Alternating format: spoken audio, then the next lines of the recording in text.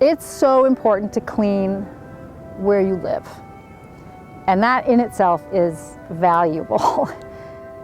If you can couple the cleaning with understanding why it's dirty in the first place, you actually get a better picture of how to prevent it from getting contaminated, dirty, trash strewn the next time. So when we conduct cleanups at the Center for Coastal Studies, we collect the data. I'm Laura Ludwig, and I work at the Center for Coastal Studies.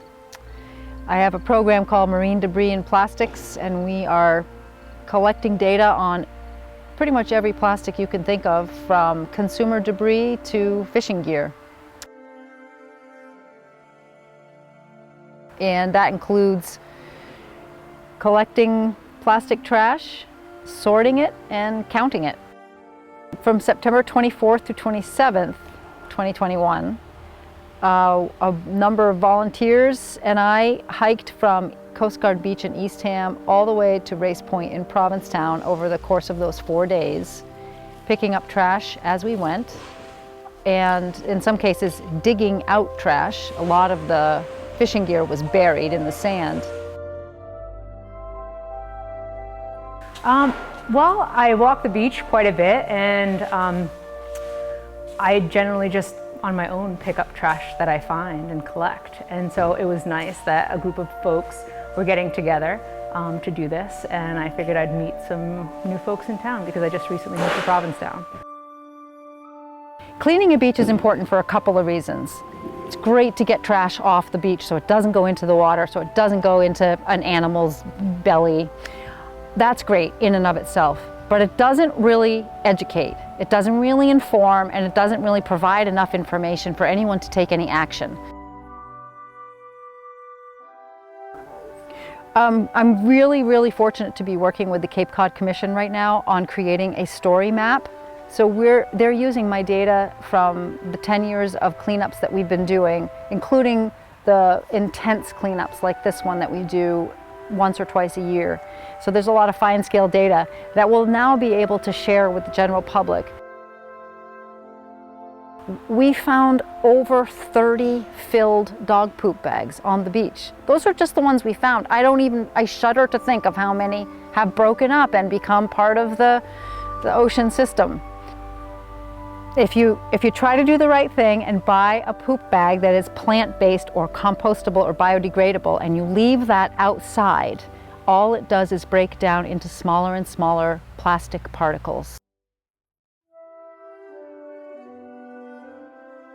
I guess what it means to me is I'm learning so much with regard to what a lot of this trash actually is. I mean, we found medical waste as well here, and so finding out that that's even washing up on our shores, and where did that all come from, when in theory, you know, it should be disposed of very responsibly. One of the things that you'll find if you walk on the outer shore is that if you take 5 steps into the grass, you find 1,000 times more trash than if you just stay on the sand.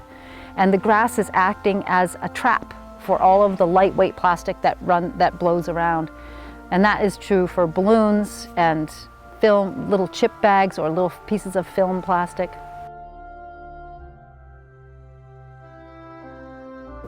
Where does the stuff come from? How come it's there? Why is it there? How can we prevent it from going there in the first place? How could somebody design a product differently so that it doesn't result in this kind of debris being left behind?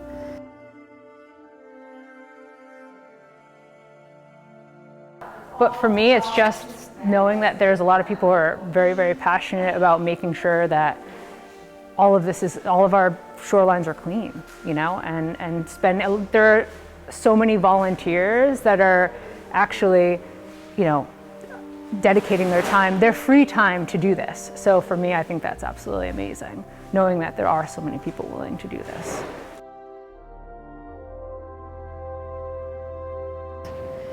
People come from all over to participate in shoreline cleanups and gathering data and taking that time, making that time in their schedule, participating in fine scale styrofoam sorting. They don't do it because they're paid. They don't do it because, you know, I really beg them to help me. I put out a APB and people show up.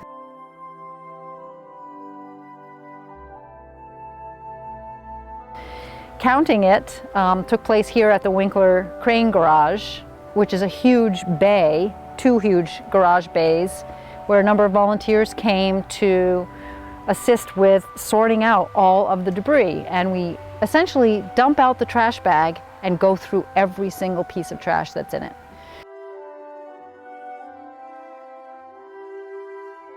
I believe we started around 8 a.m. and we started at High Head and then just walked along the beach. We collected a ton of lobster traps and ropes, and we found lots of medical equipment, syringes, lots of balloons.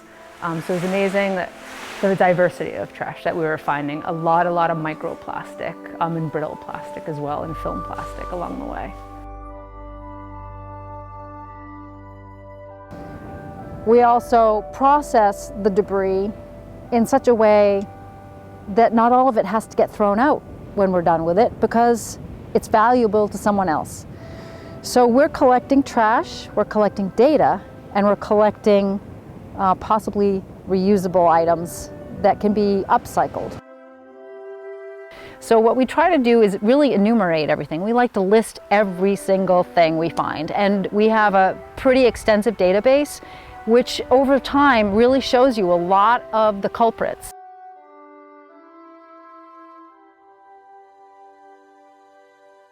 We're approaching our cleanups very specifically to collect information that we can then use to educate the community about what maybe the problems are in certain areas of our beaches.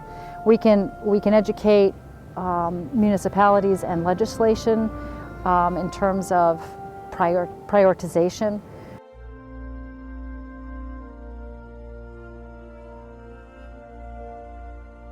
There are some unfortunate data that we collect, such as items that indicate offshore issues or community issues, like whether it's fishing gear that might be destroyed by storms, whether it's hypodermic needles, syringes, other medical waste.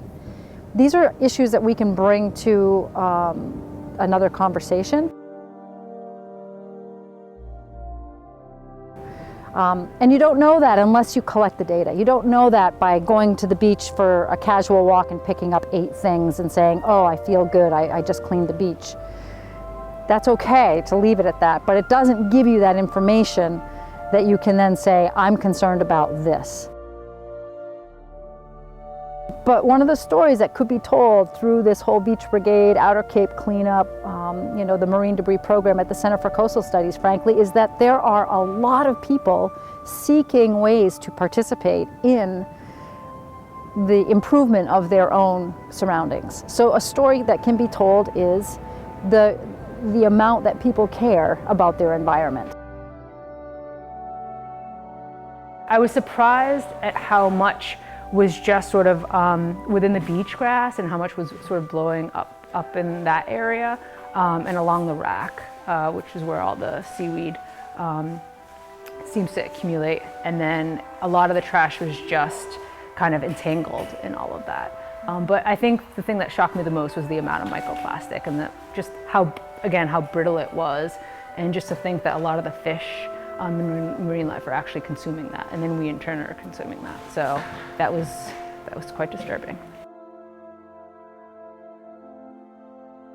And that's what we're trying to avoid. We're trying to get the stuff while it's still big, so that it doesn't become microplastics, which is completely unmanageable at this time in our human history. Microplastics are out of control. They infiltrate virtually everything. You're standing next to a sand pile. I bet if we took a couple of scoops of that, we'd find microplastics in the dirt.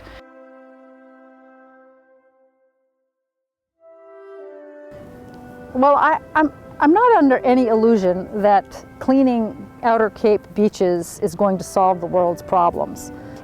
Empowering people to care about where they live is a really key component to this program. Yeah, so if people are wondering why do we clean the beaches, I think that the real crux of it is that people care about where they live, and they love to have the opportunity to engage in a positive activity that will improve their environment, make them feel good about, you know, their contribution to improving a place.